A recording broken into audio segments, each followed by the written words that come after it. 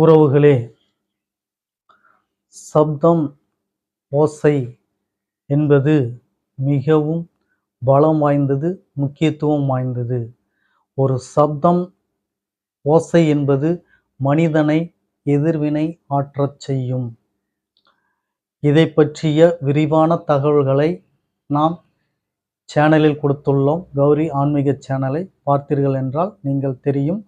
அதை விரிவாக பார்க்க வேண்டும் என்னும் உறவுகளே, நீங்கள் அந்த வீடியோவை பார்த்து தெரிந்து கொள்ளுங்கள். சரி, இந்த ஓசை சப்தம் என்பது மனிதனை எதிர்வினை ஆற்றச் செய்யும் என்று நான் சொன்னேன்.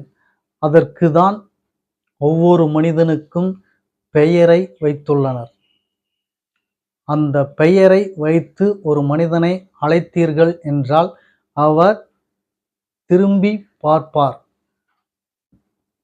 சாந்தமாக ஆவார், மதிப்பு தருவார், மரியாதை தருவார்.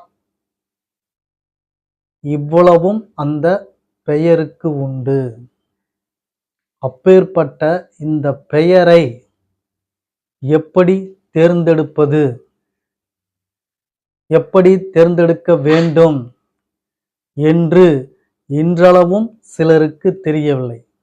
பலர் தெரிந்து வைத்திருக்கின்றார்கள். அதை நடைமுறையிலும் நடைமுறைப்படுத்தி கொண்டும் இருக்கிறார்கள். ஆனால் இன்னும் சிலருக்கு தெரியவில்லை. அவர்களுக்காக இந்த பதிவு.